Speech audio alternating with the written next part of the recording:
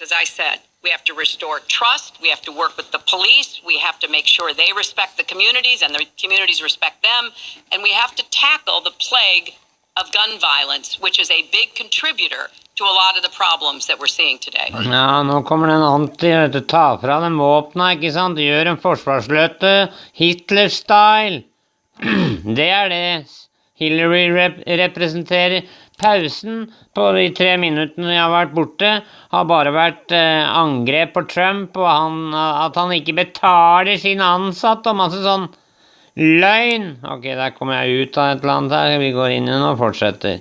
Men bare for å fylle på for det da, sånn at dere vet hva som foregikk i pausen, og mesteparten av det hun sa var beviselig løgn, og mye mer, altså tatt ut av kontekst da.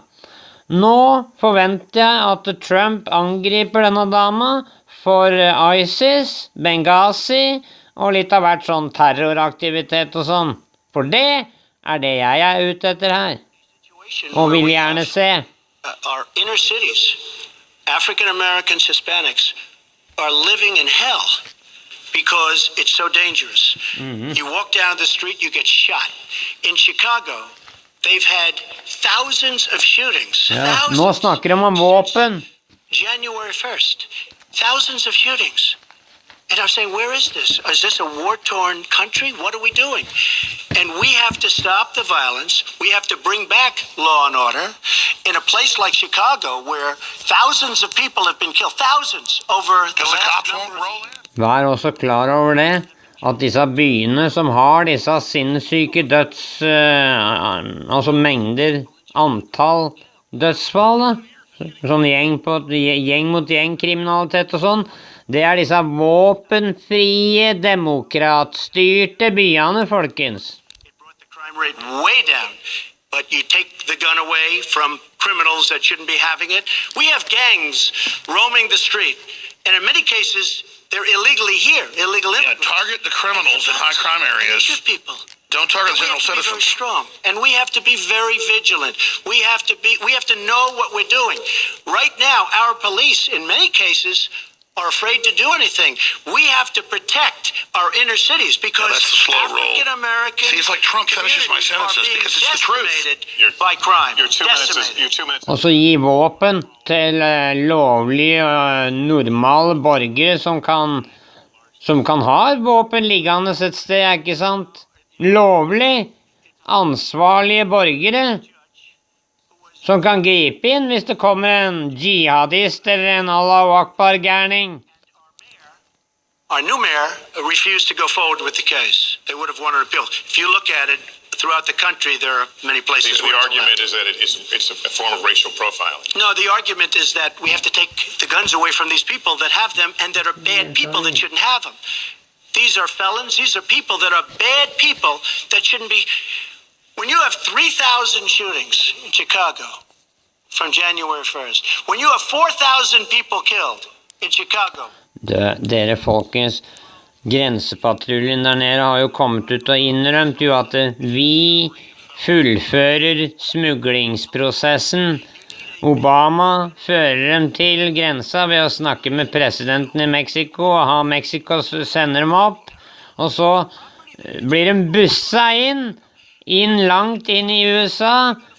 Og dette er folk som ikke blir kastet ut selv om de begår mord. De blir ikke engang fengslet hvis de begår mord og drap og voldtekt og alt mulig rart. Dette her er det som er styggdommen til Hillary og kohordene hennes. Og hvem er det Obama støtter i dette valget her? Det er ikke Trump. Det skal jeg love dere. Det sa han jo her om dagen. Han gikk jo åpent ut og støttet Hillary. For det er samme banden, folkens. Samme gjengen som vil verden. Det samme onde som vi ser skje med ISIS og i Syria og alt det greiene der. Og i Ukraina, hvor det er full krig nå. Og han ene representanten på FNs sikkerhetsråd, han sa det som det var, en proxykrig. At his rallies. Trump is winning this debate. It's really unfortunate that he paints such a dire negative picture of black communities in our country. She says it's the end of the world. The people are getting killed.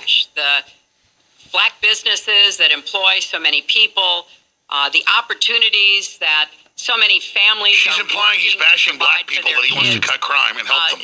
There's a lot that we should be proud of and get cops to respond. He is proud. Up. But we do always have to make sure we keep people safe.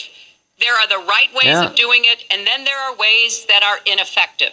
Stop and frisk was found to be unconstitutional, and in part because it was ineffective. It did not do what it needed to do. Things aren't unconstitutional because they're ineffective. Hør her. Kriminelle vil få tak i våpen uansett. Hvis dere tar bort våpna fra de lovlydige borgerne som kan ha muligheten til å gripe inn, vet du, sånn som vi ser om igjen, at skjer. Hvis det er et våpen til sted og en lovlydig borger har i handa, så forhindrer han mange døde mennesker i å dø. My God, Hillary just told the truth. It's like finding a unicorn. That's big. Get that clip. Hillary just told the truth and admits crime's way down. 60% is 92. And you do the same thing as a young white man. Except an area she runs. You are more likely to be arrested, charged, convicted, and incarcerated. Because you ship the crack cocaine in the black neighborhoods. Ja, det er jo fordi det er dem som driver av med disse gjengvirksomhetene. Det er de... Dessverre så er det de fargede, de meksikanerne, sånne ting. Du ser ikke så veldig mange hvite gjenger da, som flyr gatelangs ned i disse her våpenfrie byene deres, som alltid er demokratstyrte, og som altså alltid har de høyeste drapstallene. Pussig, hva? That we're ending private prisons in the federal system. I want to see them ended in the state Pioneered it. You shouldn't have a profit motivation to fill prison cells. Nei, men det har jo du og kameratene dine. So there are some positive ways we can work on this. And this would be like Thomas Jefferson bad-mouthing the Declaration of Independence he wrote. Ja, det er helt latterlig. Det er bare løgn ut av kjeften på dama her. And this is something Donald has supported along with the gun lobby right now. We've got too many military-style weapons on the streets. In a lot of places, our police are outgunned. Of the crime. We need comprehensive background checks. We have them. We need to keep guns out of the hands of those who will do harm. And we finally need to pass a prohibition on anyone who's on the terrorist watch list from being able to buy a gun in our country. If you're too dangerous... Der kommer den løgnen inn igjen, vet du. For de skal ha egentlig, altså, enhver sånn desarmering, eller, ja, forbud liksom, da det fører alltid til konfiskering.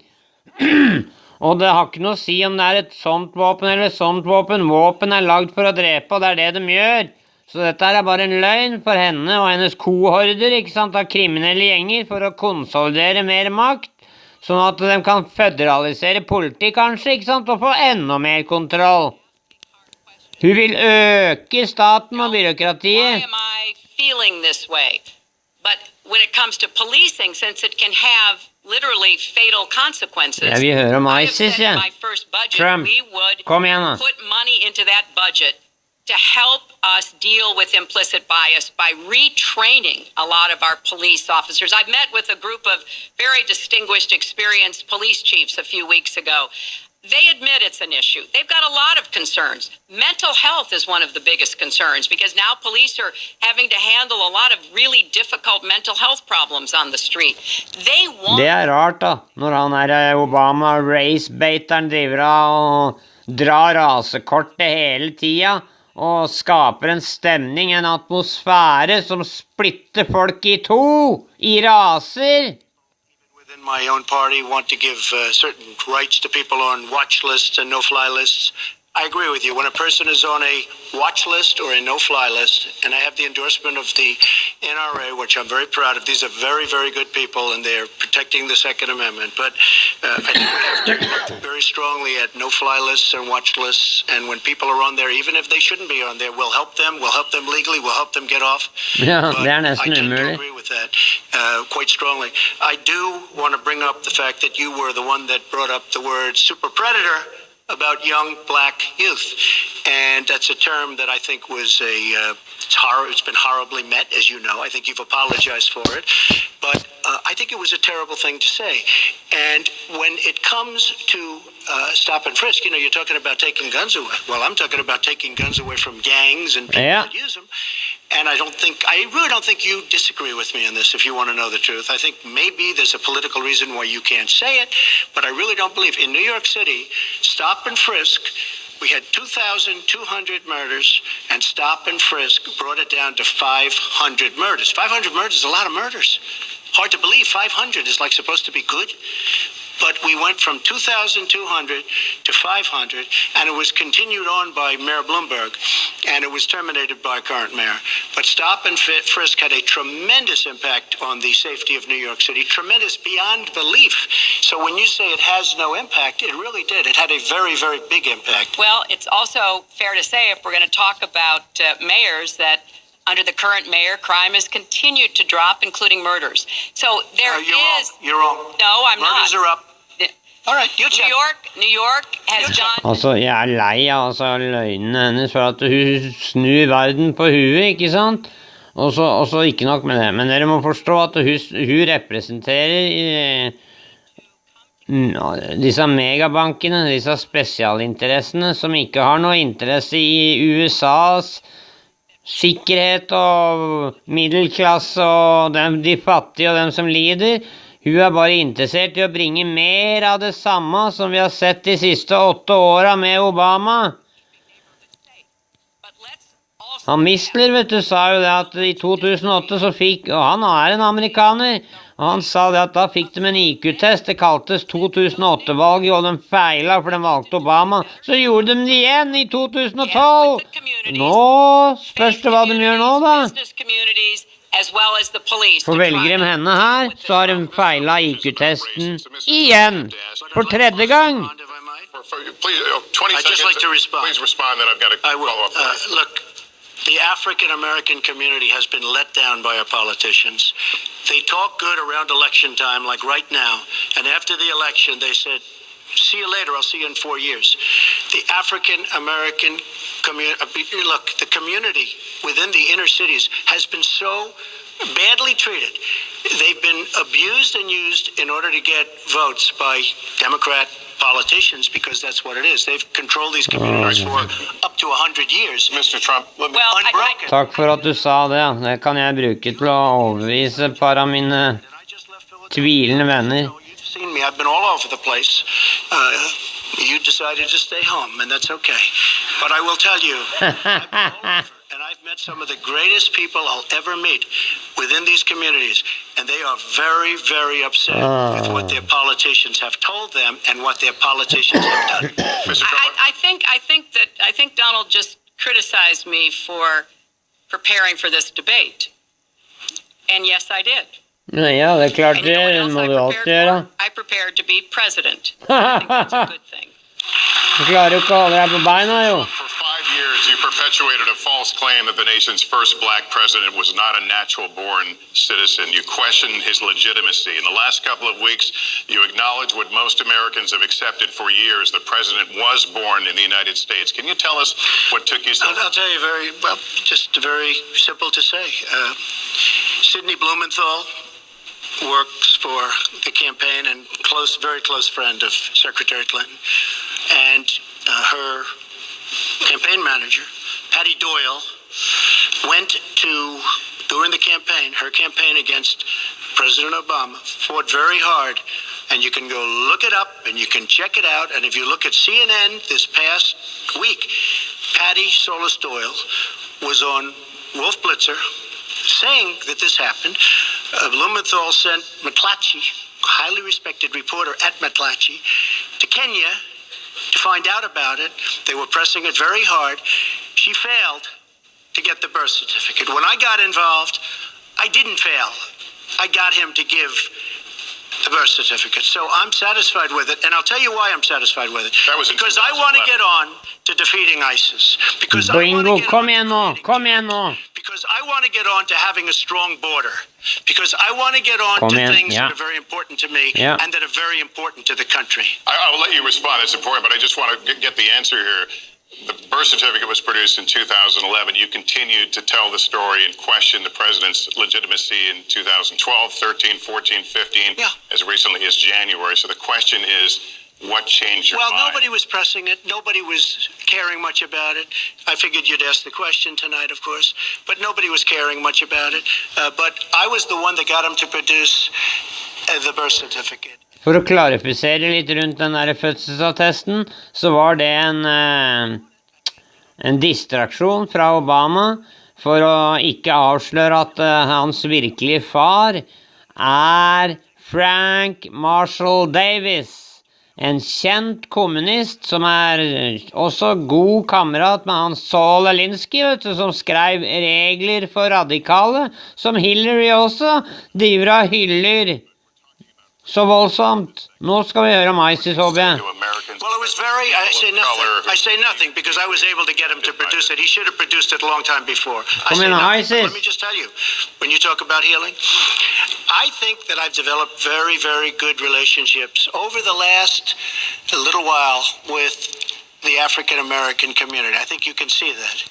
And I feel that they really wanted me to come to that conclusion, and I think I did a great job and a great service, not only for the country, but even for the president, in getting him to produce his birth certificate. Secretary Clinton. Jeg har hørt hva du har sagt, Trump, og du rakker ikke ned på meksikanere eller afrikanere eller hva som helst. Det er bare dem som tar ut av kontekst, redigerer det, og så gjør de det til en sånn stråmann. Da høres helt ekstremt ut, det du sier, fordi de har redigert det. Når det gjelder den der fødselsattesten, når den endelig ble slept ut, så viste det seg jo at det var lett å finne ut av, bare ved å bruke et dataprogram, at den hadde 27 lag, så altså beviselig en falsk en. Hvorfor gjorde de dette her? Dette visste jo Obama at det kom til å bli finnet ut, og da kom vi inne på den igjen, vet du, for det var bare en distraksjon, for den ville hemmeligholde det at faren hans er Frank Marshall Davis. Frank Marshall Davis, en kjent kommunist med tilknytning til Saul Alinsky, og Hillary hyller jo Saul Alinsky, og han Saul Alinsky skrev regler for radikale, og han dedikerte boka si til Lucifer. He got sued by the Justice Department, run by a criminal, bringing the UN in to run our country. Racist behavior. Sorry, I said I'd shut up. And the birther lie was a very hurtful one. No, you set it up. The fool said he was really the son of a top communist. Dignity, and I could tell how much it bothered him and annoyed him that this was being touted and used against him. But I like to remember what Michelle Obama said in her amazing speech. Look, she's played nice, be friendly up front. Now the knives are coming out. They go low, we go high. Go after her, and Barack Trump. Obama went high. Ja, kom igjen nå, vær så snill. Trump's From the Haitian children. to bring him down. Go after her. Responded. We're going to move on I to would the love next to segment. respond. Go after First her. of all, I got to watch in preparing for this some of your debates against Barack Obama. You treated him with terrible disrespect. That's right. And I watched the way you talk now about how lovely everything is and how wonderful you are. nettopp It doesn't dobbelttunga. work that way. You were after him. You were trying to. You even sent out, or your campaign sent out, pictures of him in a certain garb. Very famous pictures. I don't think you can deny that. But just last week, muslimbildet som your kom ut for campaign litt manager siden. said it was true. So when you tried to act holier than thou, it really doesn't work. It really doesn't. Now, as No. far as the lawsuit, yes, when I was very young, I went into my father's company, had a real estate company in Brooklyn and Queens, and we, along with many, many other companies throughout the country, it was a federal lawsuit, were sued. We settled the suit with no admission of guilt.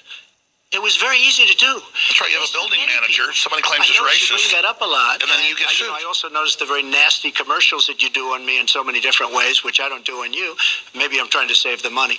But frankly, Det er ikke noe å bry seg om. Hev deg over det, Trump, for du har sannheten. Det har ikke hun. Hun bare ruller seg rundt i løgn. God has sent us him that as was a a lawsuit reprieve, running and we don't against take him, we're many idiots. real estate firms, and it's just one of those things. I'll go on one step further.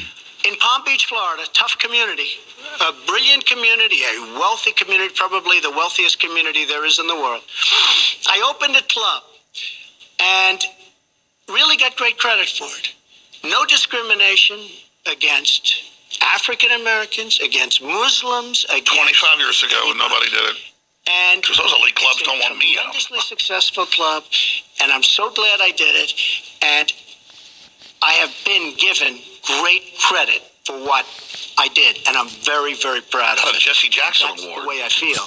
That's actually kind of shameful. the way I feel. Our next segment is called Securing America. We want to start with a 21st century war happening every day in this country. Our institutions are under cyber attack, and our secrets are being stolen. So my question is, who's behind it, and how do we find it? Hun kommer til å skylde på russeren. Hillary kommer til å skylde på russeren.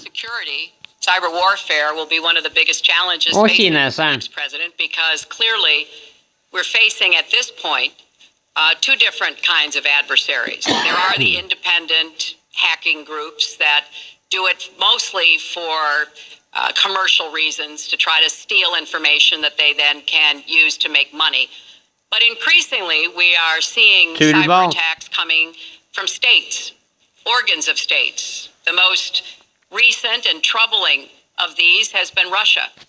There's no doubt now that Russia has used cyber attacks against all kinds of organizations in our country, and I am deeply concerned about this. I know Donald's very praiseworthy of Vladimir Putin, but Putin 35 million for uranium. Ja, det du som solgte Uranium One, vet du, til Putin, ikke Trump. Det du som har hilst på Putin mange ganger, Hillary, ikke Trump. Han har ikke snakket med henne engang før.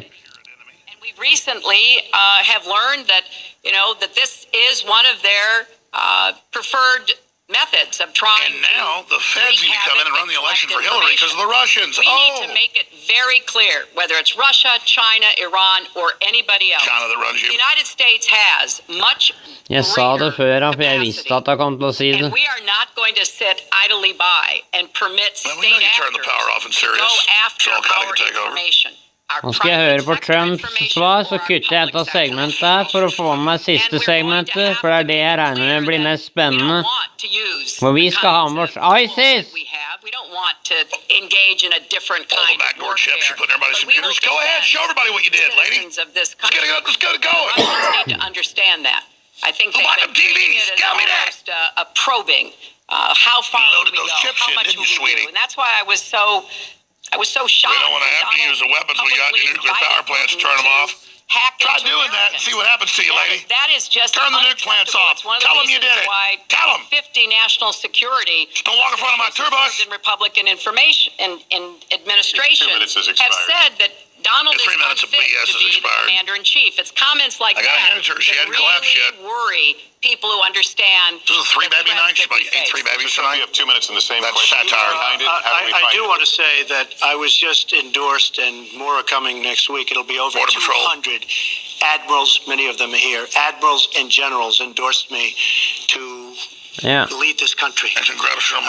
It just happened, and many more are coming. Og det gjelder ISIS. In addition, I was just endorsed by ICE. They've never endorsed anybody before on immigration. Immigration, I was just recently endorsed 16,500 Border Patrol agents. So when Secretary Clinton talks about this, I mean, I'll take the admiral. Hun taper på alle punkt, hun her, altså. Dette her er egentlig en farse, fordi hun repeterer bare løgn og på løgn og på løgn og på løgn, og forvridning, og ting tatt ut av kontekst. Jeg stopper denne her nå, sånn at jeg kan få opp denne her fort, og så beveger vi oss videre, forhåpentligvis til ISIS og den Midtøsten-krisa.